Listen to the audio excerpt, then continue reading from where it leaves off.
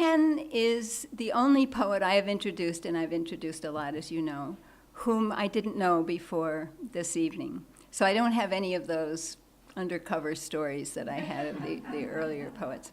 But I've done a little research, and the credentials are on the way. I'll give you the kind of credentials he'll be expecting me to give you. But I asked him if there were anything I could say about him that he wouldn't be likely to tell you about himself. And he offered this, that he was, as a youth, maybe now, or just as a young person, he was a drummer in a fife and drumming corps, which I think gives him the background that provides him both with the essential sense of rhythm for a performance poet and also a willingness to make noise and be a little peculiar. So in all of the internet things I read about him, there was no mention of any educational credentials, so I assume he has none. So I'll just move on.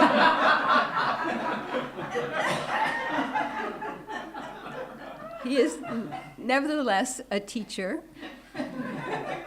a performance poet, but even more interesting to me than that, he's an independent radio producer and a musician who has 3 CDs, and I think the names of these CDs will give you some feel for the way you'll be entertained tonight. In 2000, he released a CD entitled Goddamn Doghouse.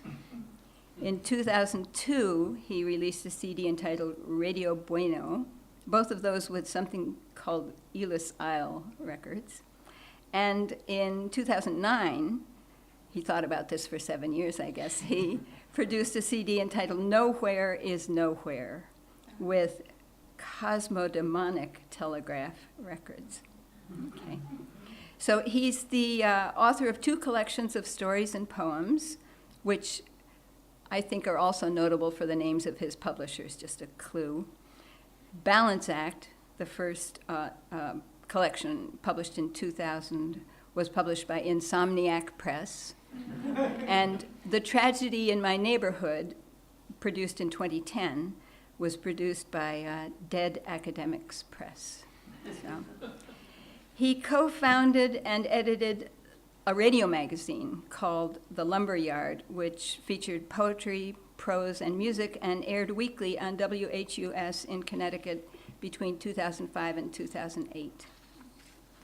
He makes radio fiction and documentary pieces, many of which have aired on our local public television affiliates. Is that right? Public radio, excuse me, yeah. He is an assistant professor of English and creative writing at Quinnipiac University. And according to Google, anyway, his live performances have been described as a William Burroughs exorcism through a karaoke machine. Oh. But I can do better than that just from listening to the people who heard his performance at the Poetry Institute. According to them, listening to him read is like driving a convertible with the top down, or what happens when you open a bottle of champagne after shaking it. Okay, so Ken Cormier, welcome.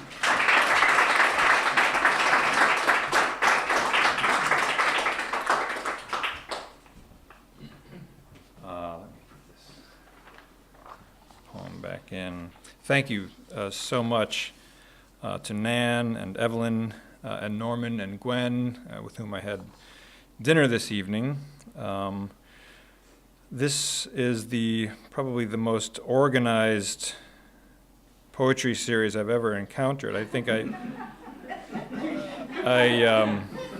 probably know what I'm referring to. I mean, this reading was booked about 1.5 years ago for me. Was it 2 years? Sorry, I didn't mean to besmirch your reputation.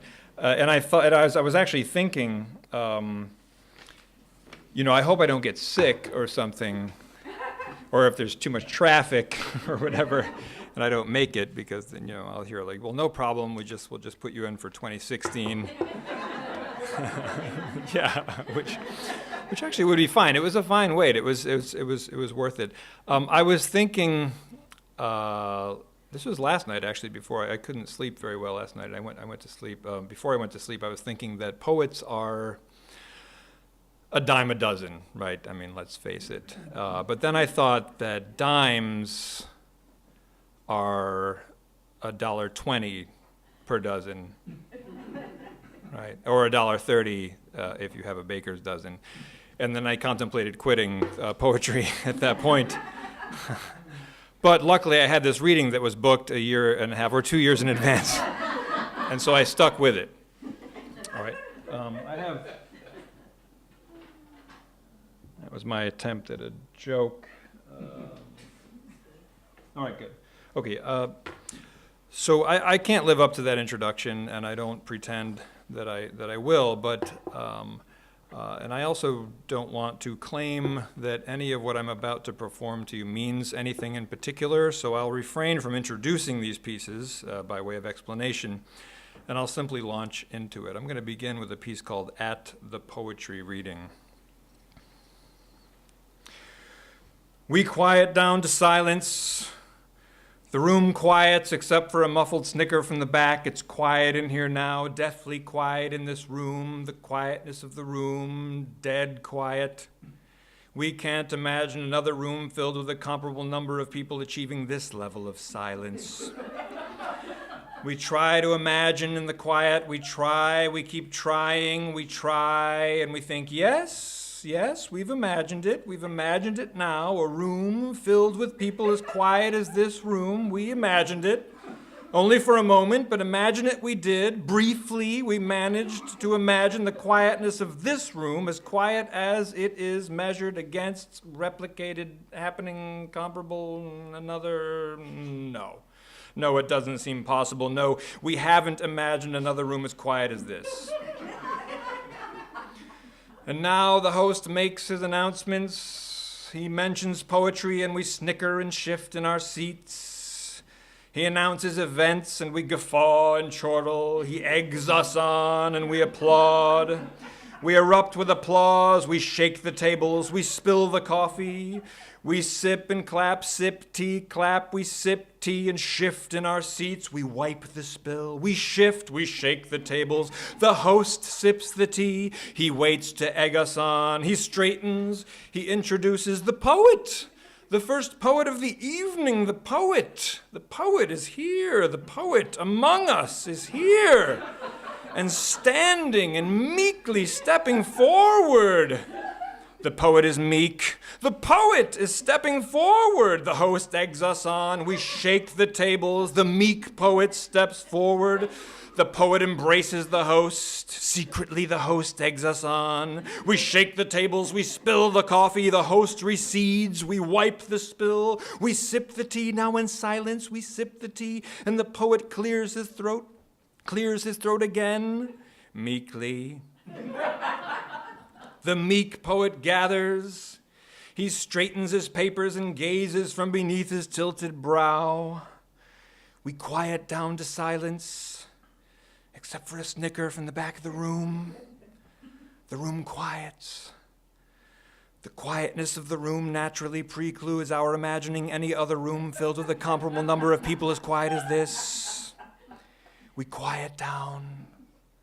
The poet, now gazing from beneath his tilted brow, begins to read aloud. We're sitting on buildings, for Charles Mingus. We're sitting on buildings. Here, we got a big problem.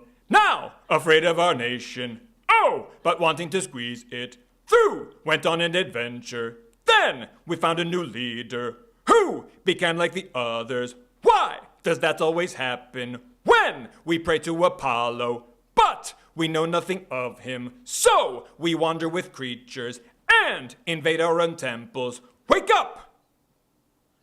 Get out of the kitchen, sink, climb under the counter, which was always your fortress. Bang! We're tearing it down now for our children to see that we are nothing but monsters. Ha! we season and flavor them to make them delicious. We will strike and devour. Ow! To choke on the backbone. It is slowly reminding me to clean out the cupboard. Forget!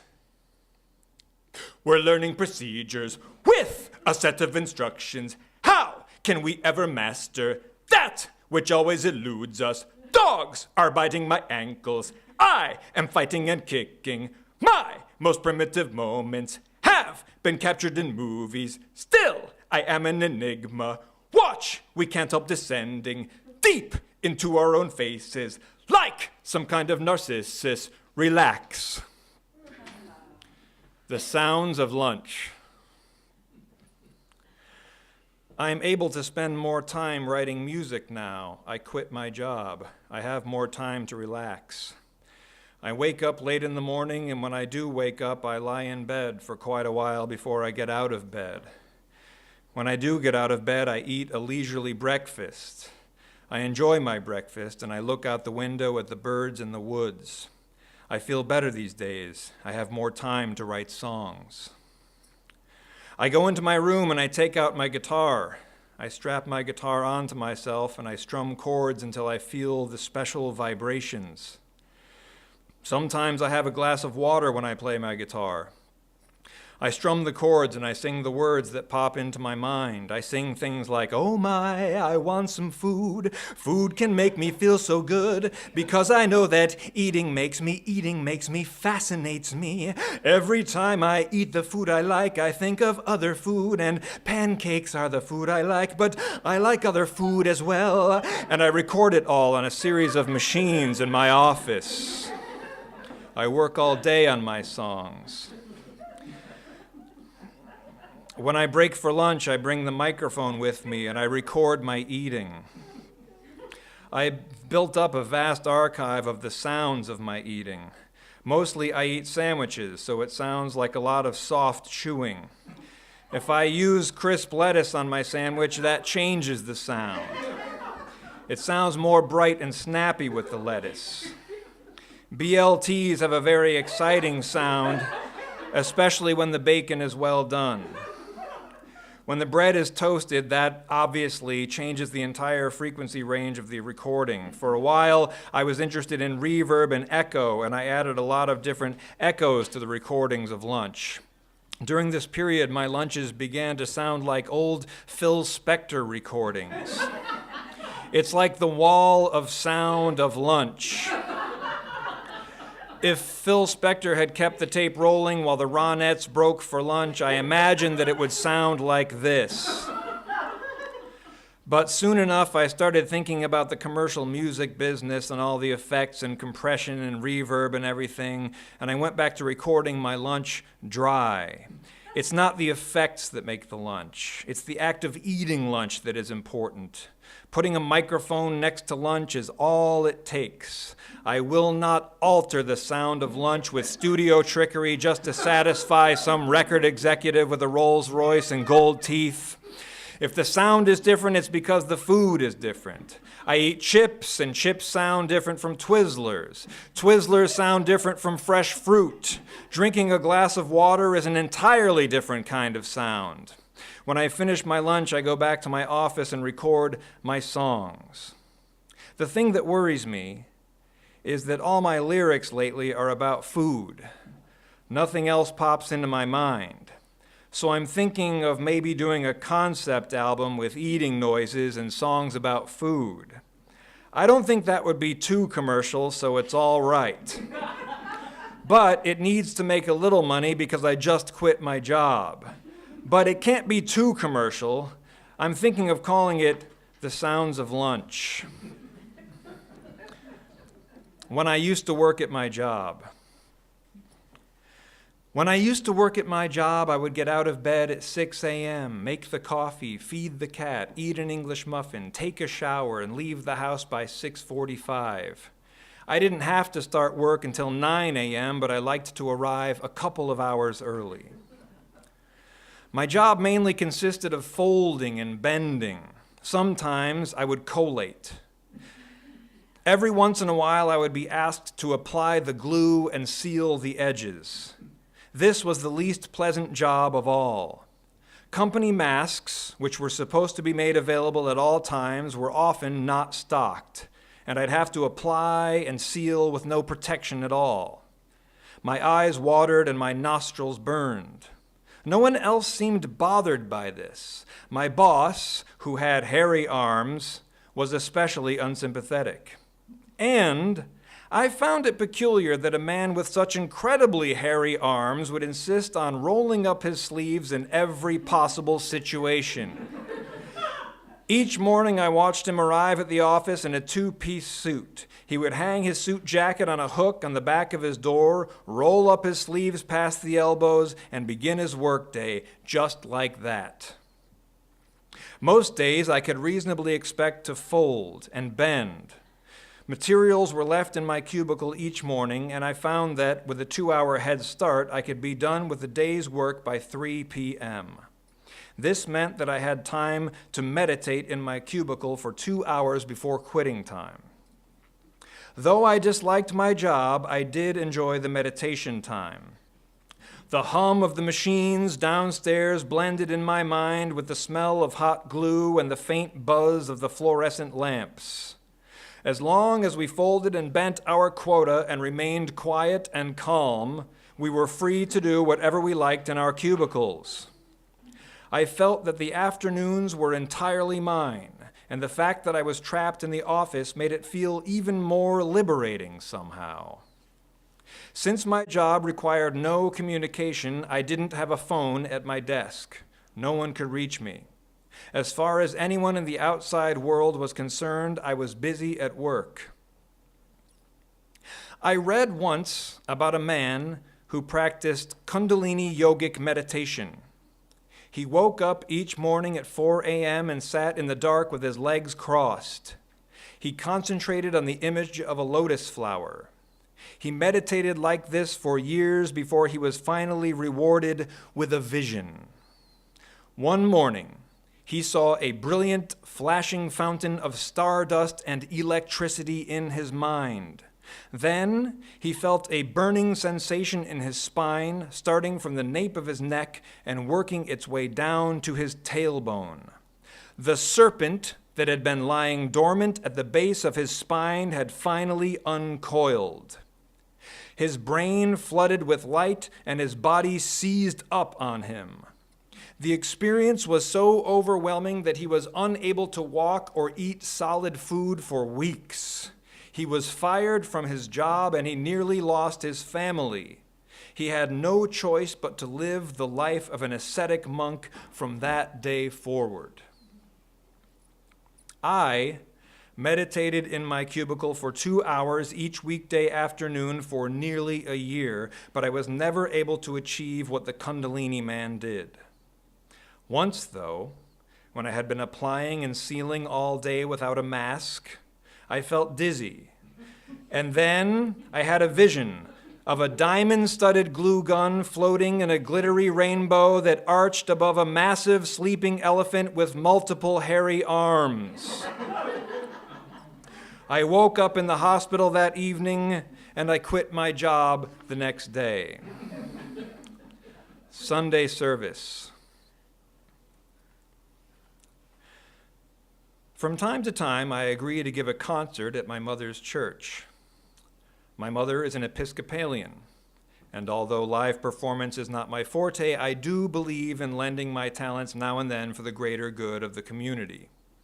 Also, the church pays me $50 to do a short concert followed by a 15-minute Q&A. This week, my mother asks if I'll consider sitting in with an organist and choir for a Sunday service. The choir director, a man named Stephen Took, is an adventurous sort, always looking for new ways to expand and energize the liturgical soundscape. He decided that a bit of percussion would help liven things up and wanted to know if I would bring a bunch of my instruments and gadgets to accompany the group. My mother assures me that I will have complete creative control over all percussion arrangements. And if it works out, we can explore the possibility of incorporating my work regularly into the church's repertoire. I am not a man of God. The idea of organized religion has always struck me as absurd, misguided, and even pathological. But my mother finds great comfort in church activities, her knitting group, her Bible study, her Tuesday potlucks, so I try to keep my views to myself. On the rare occasions that I do go to church with my mother, I refuse to chant along with any creeds or prayers. To my ear, the parishioners' monotone drone sounds more like the dark hymnal of Satan than holy worship. I get the shivers when they say things like, "We look for the resurrection of the dead," or "We bewail our manifold sins and wickedness." I am willing, though, to sing along with church songs, because for me, music is the least offensive part of any church service. After all, much of the music in the Episcopal tradition comes from great composers like Beethoven, Mendelssohn, and Bach, and the lyrics from such poets as Milton, Herbert, and Donne. That's why, when my mother asks, I agree to perform at the next Sunday service. One could do worse than to shake maracas and bang cymbals to the works of the greatest creative minds in Western culture. Also, my mother says the church will pay $75 for my time and effort. Using my mother as courier, Stephen Took sends me a draft program for the service and a set of sheet music covering all the hymns and prayer songs. I do not read music, so the sheets are useless to me. Luckily, though, my mother has an uncanny memory for hymns and prayer songs. It takes a little needling, but I finally convince her to sing each melody into a microphone in my home recording studio. The poor woman is extremely self-conscious about her voice, and she makes me agree, in writing, not to play back any of the recordings while she is still within earshot. Listening to the melodies over and over in my headphones, I familiarize myself with their contours and textures. Eventually, I am able to create a bold but tasteful percussion arrangement for each. Some songs seem to require a strong backbeat, while others only call for occasional ornaments, flourishes, and accents to intensify their dynamic range. I even work out a few synthesizer parts, rhythmical bleeps and blips, to give a couple of the tunes a more contemporary flair. Grafting my own musical ideas onto these antiquated compositions, I feel as if I have tapped into the rhythms of a distant past, and that I am leaving my own mark on a sacred tradition of music that has spanned centuries and which will endure for centuries to come. Never have I gotten so close to a set of songs, dived so deeply into their melodies and cadences, understood so implicitly their bold lines and subtle shadings. Sitting in my office with headphones on and a cowbell in hand, I sense for the first time in my life the presence of a benevolent spirit, a higher power. I wonder to myself, is God here in these songs? When Saturday evening arrives, I put the finishing touches on my arrangements, pack my instruments and gadgets into a crate, and lay out my best Sunday suit. Organ music. Stephen Took fidgets with his conductor's baton and smiles brightly as I set up my instruments on a small table in the organ loft. He has grown a beard since the last time I saw him. The choir, made up mostly of women in their middle age, assembles in a semicircle around me. They are astonished that I have memorized all of the songs and that I will play my part without the aid of sheet music. After some final preparations and a few words of advice from Stephen, we all join hands and bow our heads in prayer. Normally, a group prayer like this would make me squirm, but this morning I am simply glad for the assurance that God will guide my performance and that if only I will entrust myself to his loving embrace, all will be as it should be. Amen. The church hushes as parishioners make their way to the pews. The organ prelude is a piece by Salzburg, the textures of which I am able to deepen with a subtle combination of maracas and train whistle. Immediately, the place buzzes with excitement. People turn to see the source of these unconventional sounds, whisper to each other, giggle joyfully. I reserve my musical grand entrance for the opening hymn, Holy Spirit, Font of Light, And when it begins, I can feel shock waves rippling through the chapel. With each rim shot, bass beat, and synthesized chirp, I feel the miracle of creation in my heavenly soul. This is God's music, I think, and as the song progresses through its first and second verses, I give myself up to the vibrations of divine inspiration. The congregation swoons. They turn and stare with their mouths agape as the service charges ahead. I improvise wildly through the offertory anthem, through glory to God in the highest, and through the post-communion hymn. With each tune, I feel more strongly the presence of the Holy Ghost in my instruments. When we arrive at the final hymn, I am aflame with the Spirit of the Lord. The sounds that burst from my humble corner of the organ loft transcend all earthly limits. I channel the cosmos. I breach the divide between body and spirit. No one is more surprised than I am by the spontaneous blasts and sonic eruptions emitting from my instruments, my gadgets, and my own throat. I step outside of myself. I howl. I groan. I am ecstatic. I am awash in God's battering riptide. When it is finished, the entire place seems to exhale in unison. No one says a word. Apparently, the priest has decided to forego the dismissal. The parishioners, clergy, and choir members file out of the chapel. Finally, I am alone with Stephen Took, who strokes his beard and looks at the floor. "That was quite something," he says. "Really something." I pack my things and leave.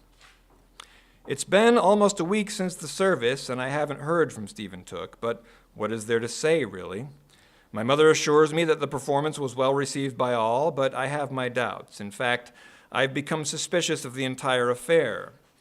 Was that God's grace I felt coursing through my veins, or was I simply caught up in a grand deception, mistaking my own natural enthusiasm for divine intervention?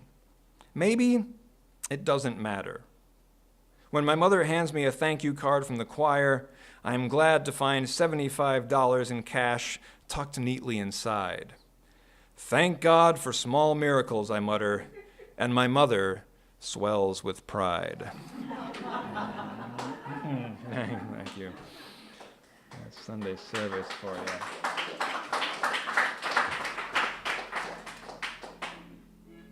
You hear that? Hold on, I've got to start it again, actually, because I need to count for this one. There we go.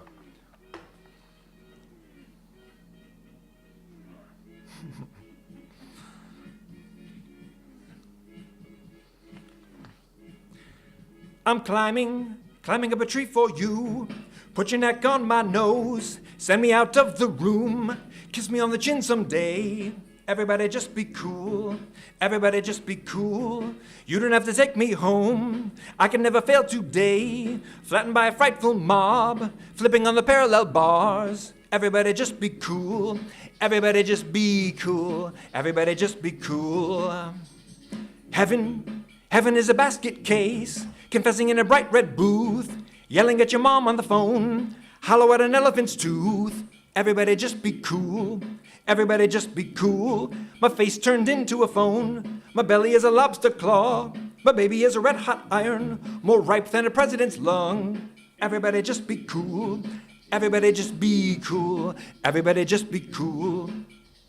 If you like art, go see him. I'm here instead of God. Half-price funeral brunch, 21st century boy. Everybody just be cool. Everybody just be cool. I'm a bronco for your love. I'm a little in the middle of love. I'm drowning in my own blood. I'm digging up my mom's old wig. Everybody just be cool. Everybody just be cool. Everybody just be cool. Hanging with the Portuguese. Putting on Superman's gloves. I'm a German living in France. Flying in a basket drool. Everybody just be cool. Everybody just be cool. Making up the bed with you. Keeping up a Batman tool. Running through a field of thumbs. Alligator deaf and dumb. Everybody just be cool. Everybody just be cool. Everybody just be cool. Everybody just be cool. Ooh ha ooh ha ooh ha ooh ha ooh ha, ooh. Heaven, if you like God, go see him. I'm here instead of God. Half-price funeral brunch, 21st century boy. Everybody just be cool. Everybody just be cool. I'm a bronco for your love. I'm in the middle of love. I'm drowning in my own blood. I'm digging up my mom's old wig. Everybody just be cool. Everybody just be cool. Everybody just be cool. Hanging with the Portuguese, putting on Superman's glove. I'm a German living in France, flying in a basket drool. Everybody just be cool. Everybody just be cool. Making of the bed with you, keeping up a Batman tool, running through a field of thumbs, alligator deaf and dumb. Everybody just be cool. Everybody just be cool. Everybody just be cool. Everybody just be cool. All right. Thank you.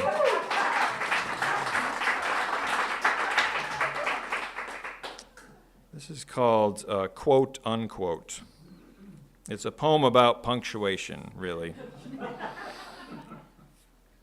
Quote, the man who approached me in the theater lobby and asked, quote, did you hear about the woman in here earlier saying, quote, my psychologist was exactly correct when she said, quote, don't listen to people who say, quote, you've got to follow these instructions which read, quote, always listen when your mother says, quote, you've got that look on your face that means you're thinking, quote, why do I have to put up with my parents when they shout, quote, don't you dare stand there with that look on your face mumbling, quote, I hate you, unquote, because we can hear every word, unquote. I mean, it's so unfair, unquote, and you can just forget it right now, unquote, because she knows what she's talking about, unquote, or else you'll screw it all up, unquote, because they don't understand who you are, unquote, and of course that's what I pay her for, unquote, before she demanded a refund and stormed out, unquote, and then didn't even wait for me to answer before he left the theater himself and walked off staring at the sky, unquote. That's that one.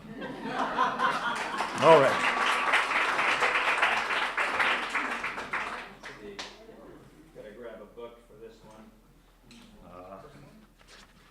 This is a poem I wrote about babies years before I owned any.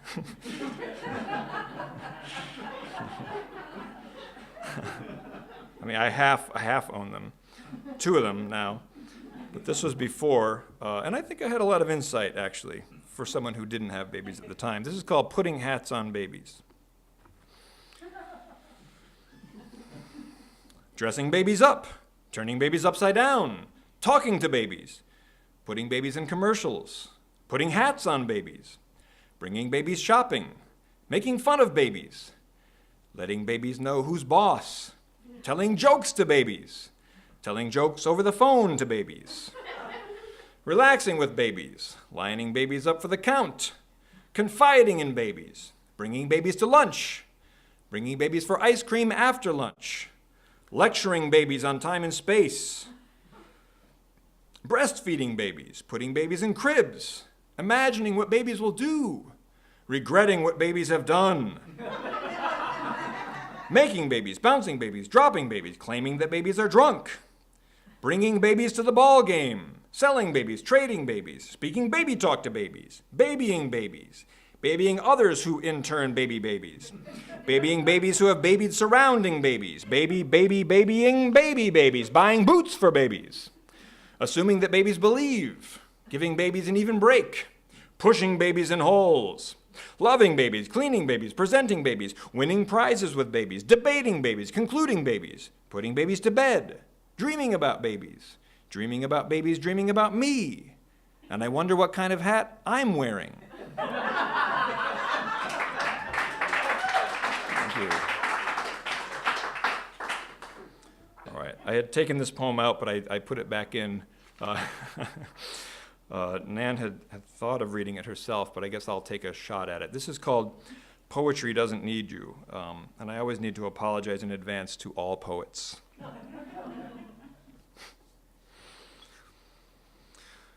Poetry doesn't need you.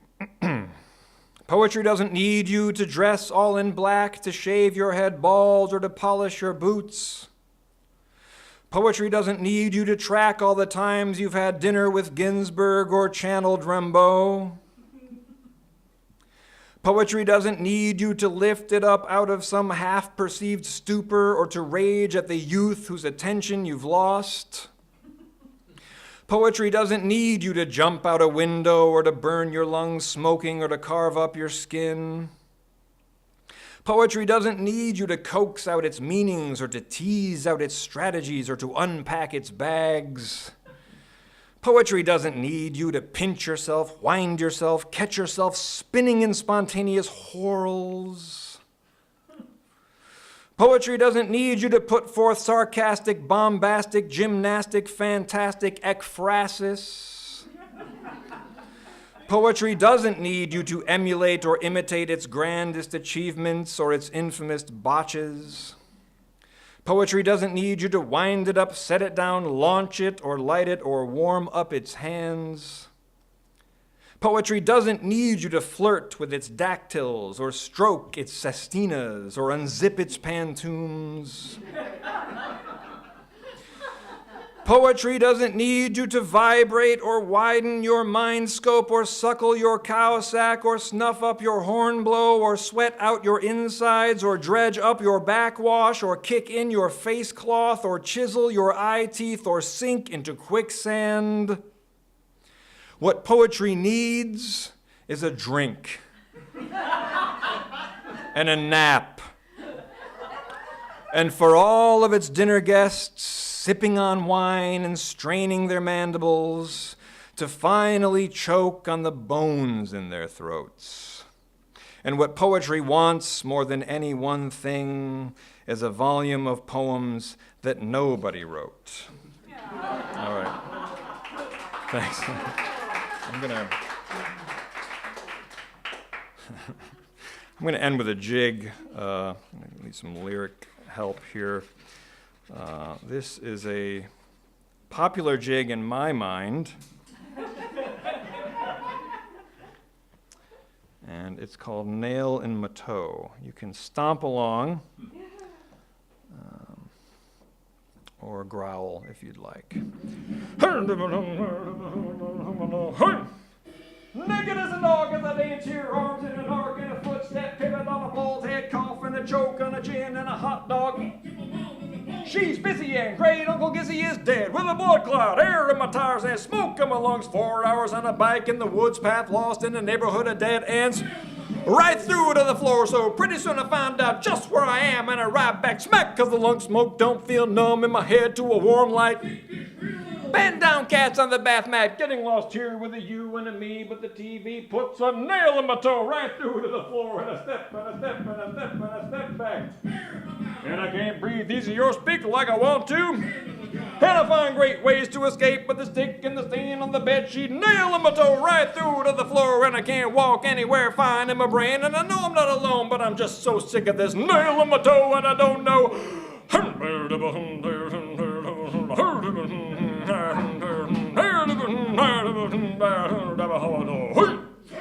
Naked as a dog as I dance here, arms in an arc and a footstep, pivot on a bald head, cough and a choke on a gin and a hot dog. She's busy and great Uncle Gizzy is dead with a blood clot, air in my tires and smoke in my lungs. 4 hours on a bike in the woods path, lost in a neighborhood of dead ends. Right through to the floor, and pretty soon I find out just where I am, and I ride back smack cause the lung smoke don't feel numb in my head to a warm light. Bend down cats on the bath mat, getting lost here with a you and a me, but the TV puts a nail in my toe right through to the floor, and a step and a step and a step and a step back. And I can't breathe easy or speak like I want to. And I find great ways to escape, but the tick and the talk and the deadbeat nail in my toe right through to the floor, and I can't feel anything fine in my brain. And I know I'm not alone, but I'm just so sick of this nail in my toe, and I don't know. That's the end. That's the end of the reading. Thank you so much for having me. I appreciate it.